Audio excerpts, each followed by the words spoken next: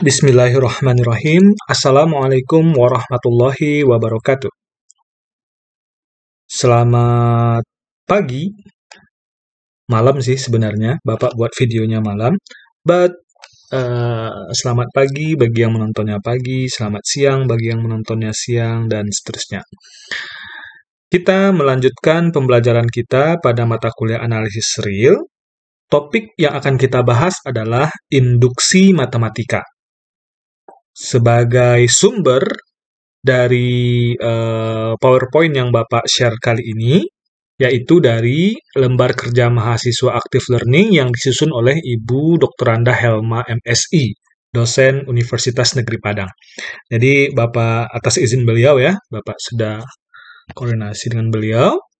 Bapak filenya ada Bapak berikan di e-learning, dan penjelasannya coba Bapak sampaikan melalui video ini. Sebelumnya pun, di pengantar dasar matematika ya, Anda juga sudah belajar tentang induksi matematika kalau tidak salah. But in here, di sini kita akan lebih memperdalam induksi matematika ini. Nah, himpunan N, bilangan bulat, punya suatu sifat yang diasumsikan sebagai aksioma. Apa itu aksioma? Aksioma itu artinya kita menerima sesuatu sebagai kebenaran tanpa perlu pembuktian. Jadi, kita menerima sebagai sebuah kebenaran tanpa bukti. Sifat tersebut menyatakan dengan cara intuitif bahwa setiap himpunan bagian tak kosong dari N memiliki elemen terkecil. Nah, apa bunyi aksiomanya? Ini bunyi aksiomanya, yaitu aksioma sifat terurut rapi dari himpunan N. N ini jelas ya, himpunan bilangan, himpunan bilangan bulat. Jika S termuat di dalam N, jika himpunan S merupakan himpunan bagian dari N, di mana S itu bukanlah himpunan kosong, maka terdapat M elemen S, sehingga M kecil sama K untuk setiap K elemen S. Artinya apa? Bahwasanya setiap himpunan bagian dari N, pastilah ia memiliki elemen terkecil. Nah, itu ya. Berikutnya, salah satu metode pembuktian yang sering digunakan untuk menetapkan kesahihan suatu pernyataan yang diberikan dalam bilangan asli N, elemen N adalah induksi matematika. Oke, sorry ya, tadi Bapak bilang N bilang bulat ya. Sebenarnya N apa? Himpunan bilangan asli. Nah, maaf, salah, slip of the tongue. Jadi himpunan N itu adalah himpunan bilangan asli. Prinsip induksi matematika sangat diperlukan di semua cabang matematika. Nah, apa bunyi prinsip induksi matematika tersebut? Ini bunyinya. Misalkan S termuat di dalam N yang mempunyai sifat-sifat yang pertama, 1 merupakan elemen dari himpunan S. Lalu yang kedua, jika K elemen S, maka K tambah 1 juga merupakan anggota dari S. Maka S sama dengan N. Nah, ini prinsip induksi ya. Misalkan himpunan S merupakan himpunan bagian dari himpunan bilangan asli N yang mempunyai sifat-sifat sebagai berikut. Yang pertama, 1 merupakan anggota S. Jika K anggota S, maka K tambah 1 juga anggota S, maka kesimpulannya S sama dengan N. Nah, bagaimana buktinya? Nah, ini buktinya. Kita membuktikan dengan kontradiksi ya. Kita andaikan S itu tidak sama dengan N. Kita andaikan S tidak sama dengan N.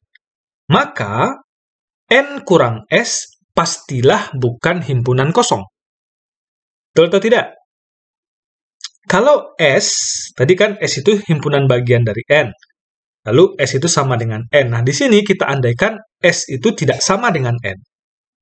Kalau S tidak sama dengan N, maka N kurang S pastilah bukan himpunan kosong. Pasti ada N kurang S-nya. Nah, menurut sifat terurut rapi dari N, maka terdapat M anggota N kurang S, sehingga M kecil sama S untuk setiap S elemen N kurang S. Ini aksioma tadi ya.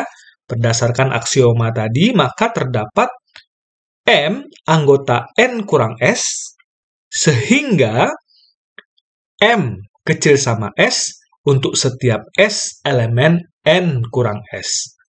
Stop video ini, buka back kepada aksioma tadi. Jadi, cara belajar dengan video ini untuk matematika jangan ditonton seperti Anda menonton drama Korea atau menonton film ya. Kita anggap sedang belajar bersama dosen, lalu siapkan catatannya. Jadi jangan ditonton saja sambil tiduran gitu kan. Ya, tidak bisa paham kita. Ambil buku, ambil catatan, lalu stop video ini untuk memahami langkah-langkahnya. Jadi kalau di sini, kalau ragu, cek ke aksioma tadi. Ke aksioma pertama tadi.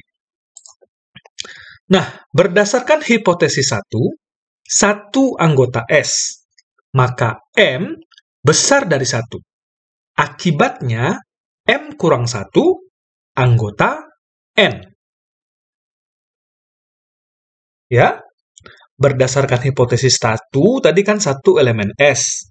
Kalau 1 elemen S, maka M itu besar dari 1. Akibatnya, M kurang 1 anggota N. Karena M kurang 1 kecil sama M, karena M kurang 1 kecil dari M, jelas ya ini M, berarti M kurang 1 itu kurang dari M kan? Dan M itu kecil sama S untuk setiap S anggota N kurang S, maka artinya apa? M kurang 1 itu elemen S. Maka M kurang 1 ini adalah elemen S. Perhatikan hipotesis kedua. Jika M sama dengan M kurang 1 tambah 1 elemen S, nih ya, jika M sama dengan M kurang 1 tambah 1 elemen S, maka hal ini kontradiksi dengan M anggota N kurang S.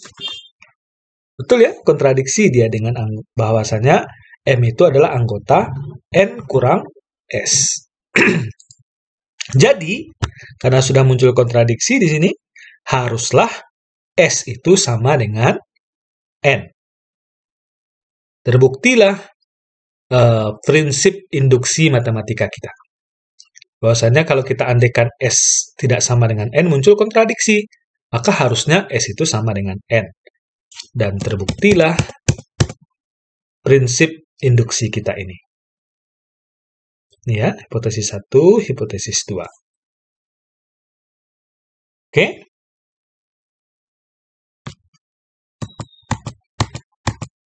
Nah, silahkan diperhatikan langkah pembuktiannya ini.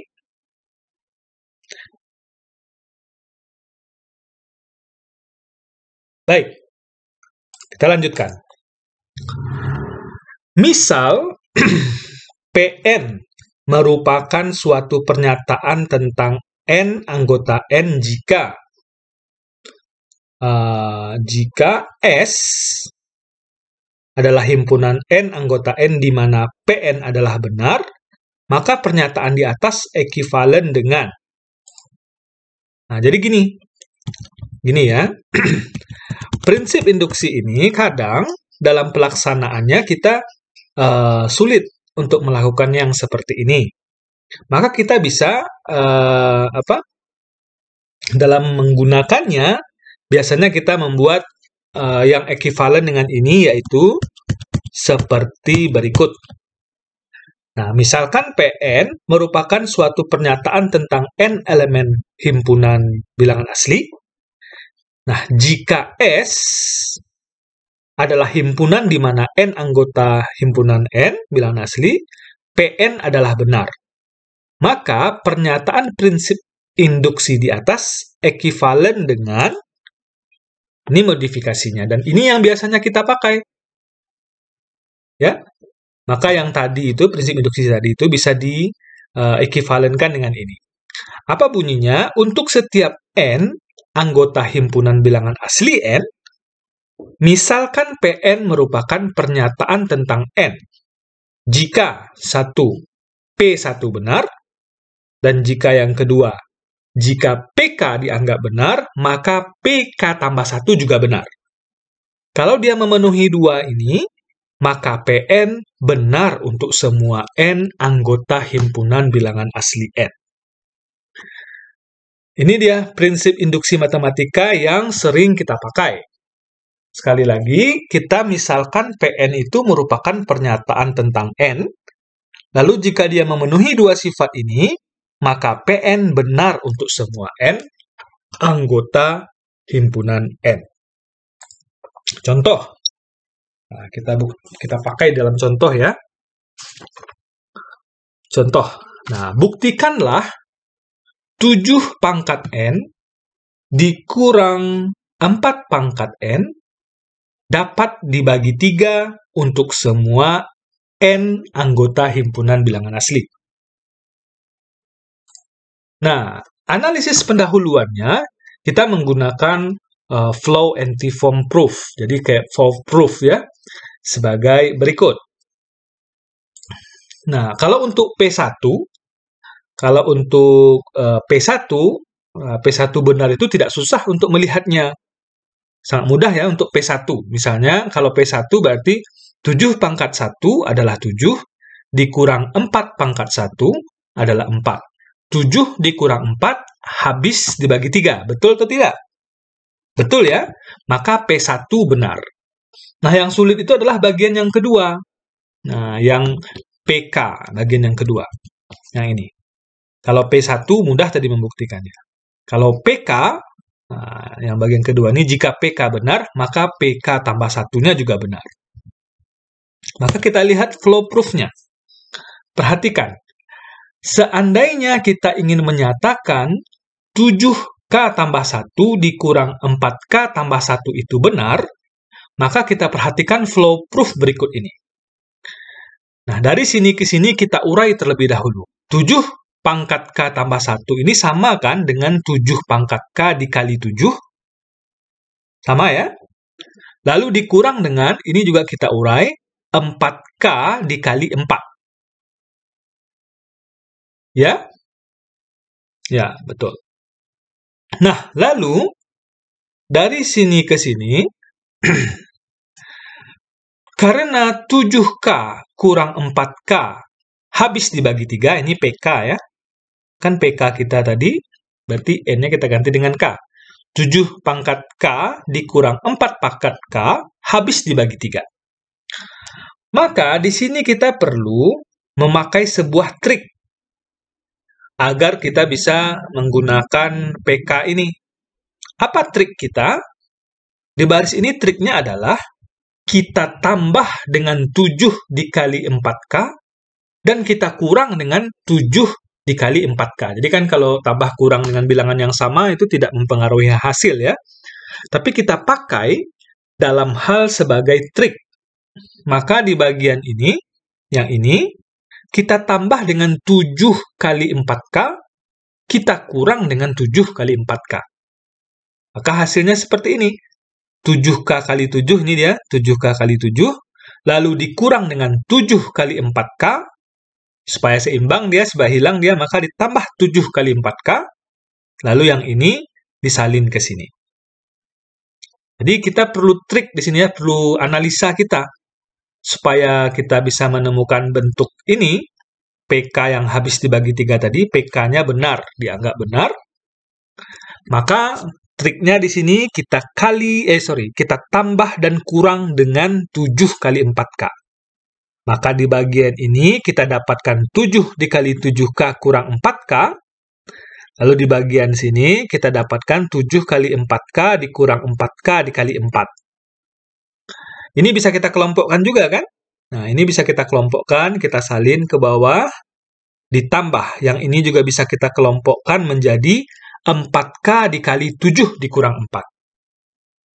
Nah, perhatikan di sini, bagian yang ini, 7 kali 7K kurang 4K ini habis dibagi 3. Ya kan? Kenapa habis dibagi 3? Karena PK, 7 pangkat K dikurang 4 pangkat K, habis dibagi 3, maka ini semua juga habis dibagi 3. Terus, ditambah dengan 7 kurang 4, 3 kan? Berarti 3 dikali 4K ini, 3 tentu habis dibagi 3, sehingga yang ini juga habis dibagi 3. Karena kedua suku ini habis dibagi 3, maka dapat disimpulkan 7 pangkat K tambah 1 dikurang 4 pangkat K tambah 1 ini habis dibagi 3. Itu ya, itu flow proof kita, alur berpikir kita. Ada juga nih yang kedua. Ini tidak terlalu Bapak jelaskan ya. Kenapa? Karena ini sama juga triknya di sini.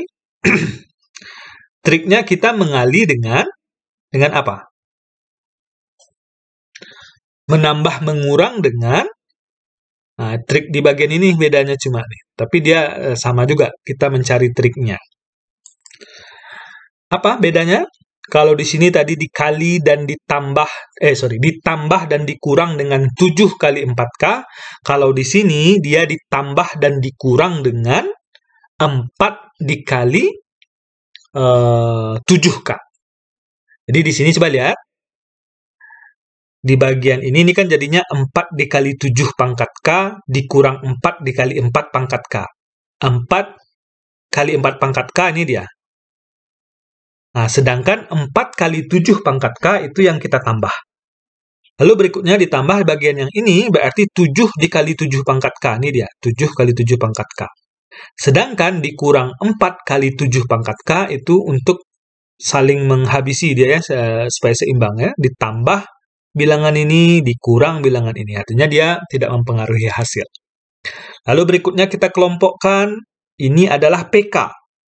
PK benar habis dibagi 3. Lalu ini 7 kurang 4 juga 3. Hasilnya juga habis dibagi 3.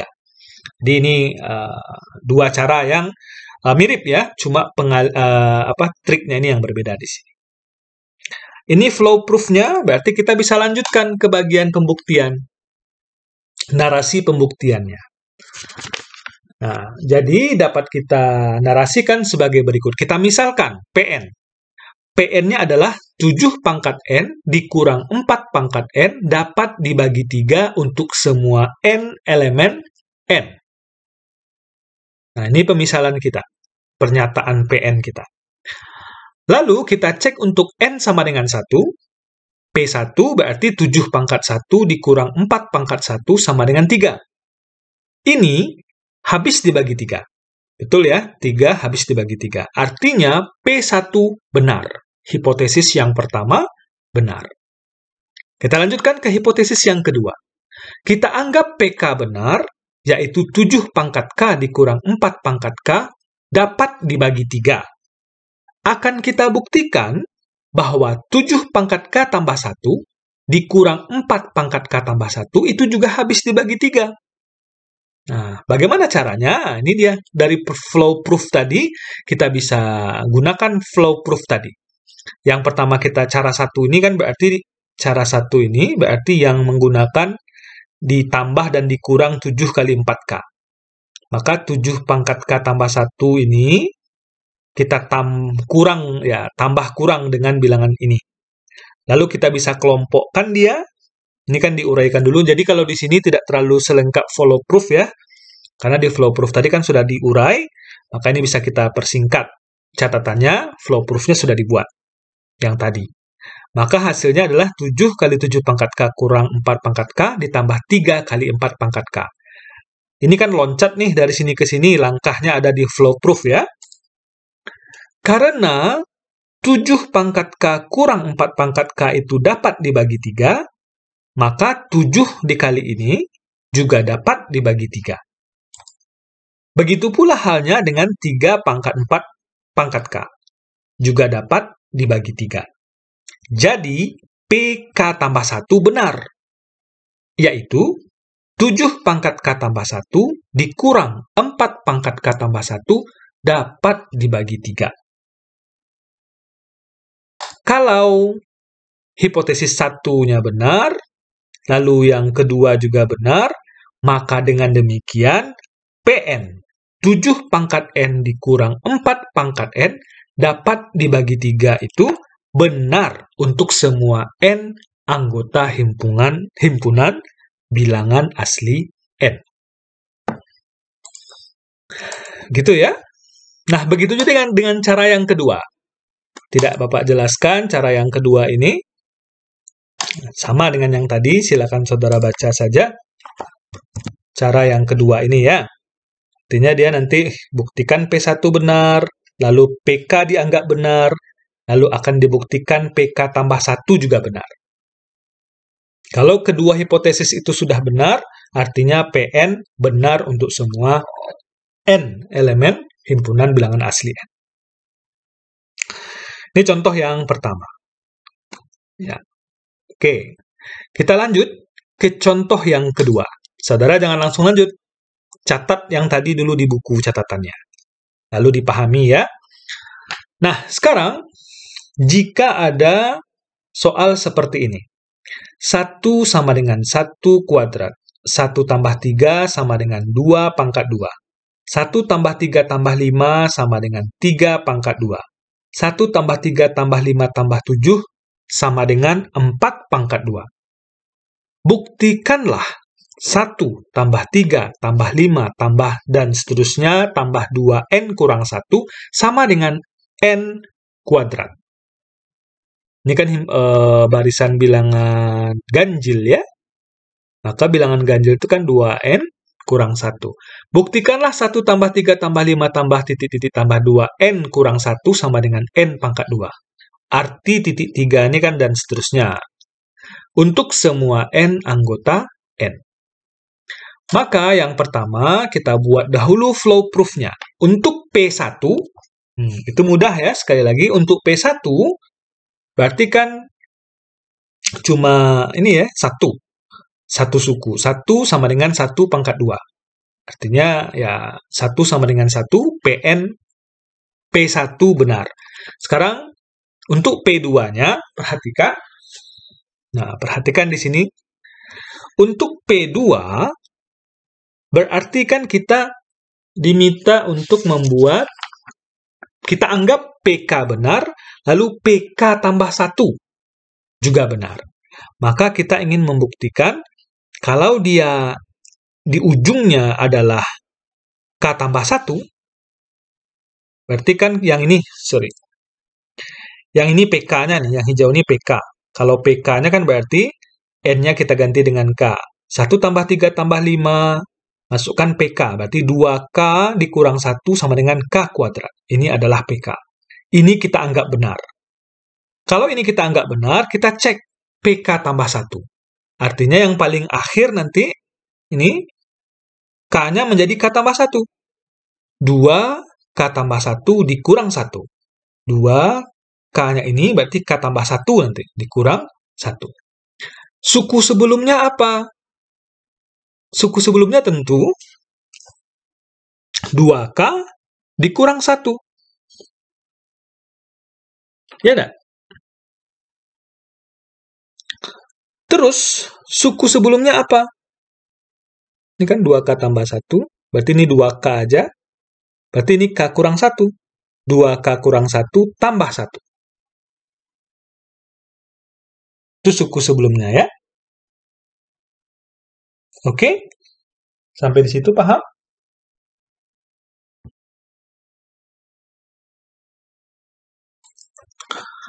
Sorry ya. Ini ada salah ketik di sini ini. Coba lihat. Kalau suku terakhirnya adalah, dia ini dalam kasus PK tambah 1 ya, berarti K tambah 1. Berarti yang bagian ini suku terakhirnya adalah 2K tambah 1 dikurang 1. 2K tambah 1 dikurang 1. Sama dengan K tambah 1 kuadrat nanti. Ini yang mau kita buktikan. Maka, suku sebelum ini berarti adalah 2K kurang 1. Ya? Terus, suku sebelumnya lagi apa? Berarti, suku sebelumnya lagi berarti K-nya dikurang 1 lagi kan? 2K kurang 1. Nah, tanda ini yang berbeda. Harusnya adalah kurang 1. Ini bukan tambah, kurang 1. Oke? Lalu kita jabarkan ini. 1 tambah 3 tambah 5 tambah titik-titik. Lalu ini menjadi 2K kurang 1 kurang 1. Ini salah lagi. Kurang 1. Ditambah 2K kurang 1. Ini 2 kali K, 2K ditambah 2 dikurang 1 menjadi 2K ditambah 1. Kita perhatikan, PK yang kita anggap benar tadi kan sampai sini. Sampai 2K kurang 1. Dari sini sampai 2K kurang 1 itu sama dengan K kuadrat. Dari sini sampai 2K kurang 1, 1 ini sampai 2K kurang 1, itu sama dengan K kuadrat. Artinya, dia menjadi K kuadrat ditambah suku terakhir, 2K tambah 1. K kuadrat ditambah 2K tambah 1. Nah, kalau kita gabung ini, K kuadrat tambah 2K tambah 1, maka ini artinya K tambah 1 kuadrat. Terbukti ya, bahwasanya ini, kalau dia K tambah 1, N-nya ini K tambah 1, maka sama dengan K tambah 1 kuadrat. Terbukti benar. Nah, sekarang kita buat narasi pembuktiannya. Mari kita lihat. Nah, langsung muncul semua di sini ya. Kita misalkan PN 1 tambah 3 tambah 5 dan seterusnya tambah 2N kurang 1 sama dengan N kuadrat untuk setiap N anggota himpunan N. Ini PN kita. Kita cek untuk N sama dengan 1. P1. Berarti, kalau dia P1 cuma satu suku kan, berarti 2 dikali 1 dikurang 1. Sama dengan 1, lalu 1 kuadrat. N-nya kan 1 kuadrat. 1 sama dengan 1, jadi P1 benar. Lalu sifat yang kedua, hipotesis yang kedua, kita anggap PK benar. Kita anggap PK benar. Artinya, 1 tambah 3 tambah 5 tambah dan seterusnya, ditambah 2K kurang 1, 2K kurang 1, suku terakhirnya, sama dengan K kuadrat. Lalu suku sebelum ini apa? Suku sebelum ini yaitu 2K kurang 1 dikurang 1. Ya, 2K dikurang 1 dikurang 1. Ini salah lagi ya. Kalau tidak percaya salahnya, cobalah kita cek. Misalnya, kita ambil ini dia 3 suku saja. Berarti kan kalau 3 suku adalah 1 tambah 3 tambah 5 nih nanti. Kalau 3 suku, 1 tambah 3 tambah 5 sama dengan 3 kuadrat. Iya kan? 1 tambah 3 tambah 5, 3 kuadrat. Kita cek ini. Nah, kata Bapak ini salah ketik. Jadi kalau K-nya 3, berarti kan yang paling akhir adalah 2K, 2 kali 3 sama dengan 6. 6 dikurang 1 sama dengan 5. Yang ini berarti harusnya adalah 3 kan hasilnya. Nah, kalau 3 hasilnya, kalau kita masukkan ke sini, K-nya tadi 3. 2 kali 3 kurang 1. 3 kurang 1 berapa? 3 kurang 1, 2. 2 kali 2, 4. 4 tambah 1, 5. Sama dengan yang tadi. Harusnya hasilnya adalah 3. Jadi harusnya di sini kurang ya. Kurang. Coba kalau kurang. 2 dikali, ini K-nya 3. 3 dikurang 1.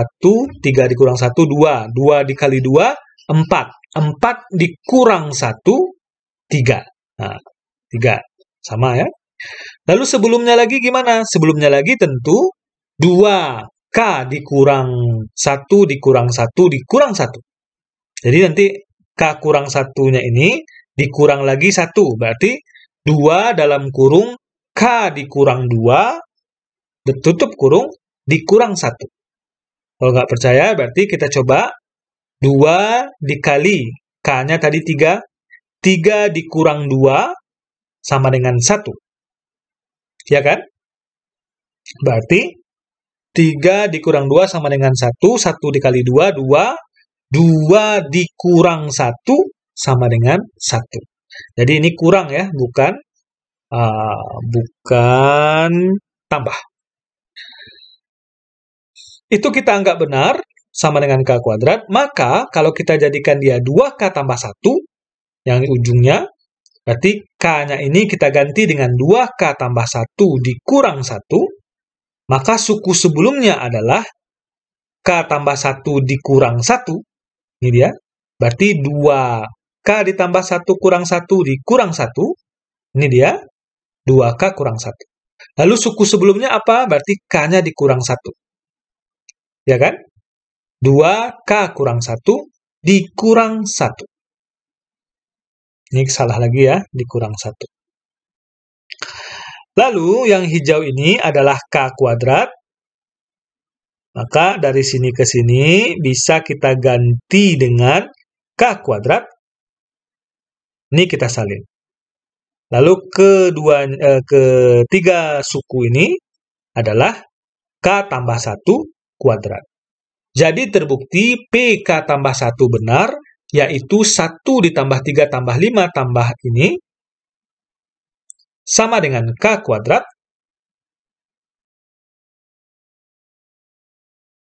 Ini kan sama dengan K kuadrat ya. Cobalah, ini sama kan. 2K ditambah 2 dikurang 1. Berarti 2K ditambah 2. Sorry, ini kurang ini harusnya ya. Banyak kesalahan ketik. Oke. 2, bukan kurang, tambah, memang tambah ya. 2K ditambah 2 dikurang 1, 2K tambah 1. Oh ya, betul. Jadi, PK tambah 1 benar, yaitu 1 tambah 3 tambah 5 tambah 2K tambah 2K tambah 1 kurang 1 sama dengan K tambah 1 kuadrat. Ini salah lagi. Ini harus Bapak perbaiki nanti ini. Oke, ini K tambah 1 ya. Dengan demikian, PN 1 tambah 3 tambah 5 tambah 2N kurang 1 sama dengan N kuadrat benar untuk semua N anggota N. Maka di video Bapak ini banyak koreksian untuk contoh 2 ini. Maka nanti coba diperbaiki di PPT-nya, tapi saudara perhatikan ya, di video ini sudah Bapak klarifikasi. Ini harusnya adalah kurang. Ini juga kurang. Lalu ini juga kurang. Ya. Lalu ini harusnya adalah K tambah 1 kuadrat. K tambah 1 kuadrat. Ini kan PK tambah 1. Tentu dia K tambah 1 kuadrat. Oke, kita tinggalkan itu. Nah, di pause dulu videonya, lalu dicek kembali yang salah ketik Bapak tadi ya. Untung salah ketik ya. Ini untuk menunjukkan kepada saudara supaya saudara memperbaiki dalam catatannya. Nah, berikutnya, pernyataan tentang N elemen N kadang-kadang tidak benar untuk beberapa N anggota N. Tapi, dia benar untuk N besar sama M untuk semua M anggota N. Maka prinsip induksi tersebut dapat kita modifikasi menjadi seperti ini. Jadi, ada induksi matematika versi yang kedua. Apa maksudnya ini? Dia itu tidak mulai dari 1, dia mulai dari M. Gitu ya. Misalkan M adalah anggota N, dan PN merupakan pernyataan tentang N besar sama M. Kalau yang tadi tidak ada ininya ya. Jika dia memenuhi dua sifat berikut, dua hipotesis berikut. PM benar. Jadi dia nggak P1, mulainya nggak dari 1. Dia maksudnya. kadang tidak benar untuk beberapa n. Misalnya 1 dia tidak benar, 2 dia tidak benar, lalu 3 baru benar. Maka kita mulai di P3. Untuk yang kedua, setiap K besar sama M, jika PK benar, maka PK tambah 1 benar. Maka PN benar untuk semua N besar sama M. Nah, contohnya bagaimana? Misal, buktikanlah 2 pangkat N kecil dari N faktorial untuk semua N elemen N. Flow proof kita ingin kalau pangkat 1 betul ya, 2 pangkat 1 sama dengan 2. Oh, sorry, bukan, maaf. Nah, ini dia contohnya tadi yang tidak betul untuk, kalau dia masukkan 1 di sini, 2 pangkat 1 sama dengan 2. 1 faktorial sama dengan 1. Apakah 2 kecil dari 1? Tidak ya? Nah, coba kita lihat. Ini PK kita. Kita anggap 2 pangkat K kecil dari K faktorial ini benar. Maka 2 pangkat K tambah 1 artinya dia sama dengan, kecil dari K tambah 1 faktorial. Maka mari kita lihat. Ini kita urai terlebih dahulu. 2K dikali 2. Betul ya? Lalu dari 2K dikali 2 ini, kita tidak bisa langsung ini. Kita lihat. 2 pangkat K itu kurang dari K faktorial. Ini kita anggap benar PK. Ya kan? Nah, maka 2K ini kita ganti dengan K faktorial dikali 2. Oke? Nah, kita tidak bisa langsung ke sini. Kita perlu lihat bahwasanya K itu besar sama 4. Maka K tambah 1 besar sama 5. Ini kan kalau K-nya besar sama 4, artinya kalau K-nya ditambah 1, tentu 4-nya ditambah 1 juga. Berarti K tambah 1 besar sama 5. 5 itu besar dari 2, kan? Ya. 5 itu besar dari 2. Maka ini bisa kita ganti dengan K tambah 1. K faktorial dikali K tambah 1 itu sama kan dengan K tambah 1 faktorial? Ya, betul. Maka sudah terbukti 2K tambah 1 kurang dari nanti K tambah 1 faktorial. Oke? Nah, ini contoh yang dia tidak mulai dari 1. Coba kalau 1 dia tidak benar nih. 2 pangkat 1 kurang dari 1. Salah. 2 pangkat 2 berarti 4 kurang dari 2 faktorial.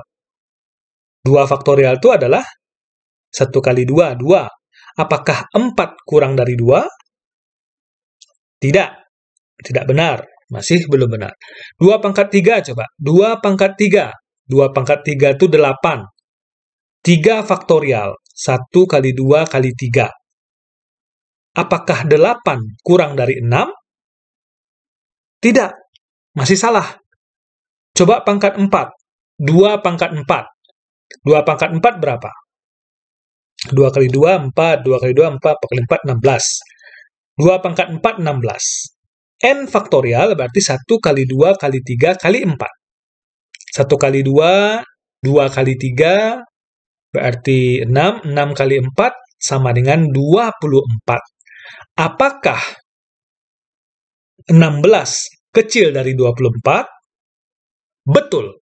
Maka dia mulai betulnya itu dari 4. Maka di sini dia. Untuk K besar sama 4, ini dia baru benar. Baru asumsi kita tadi itu benar. Ya kan? Berarti di sini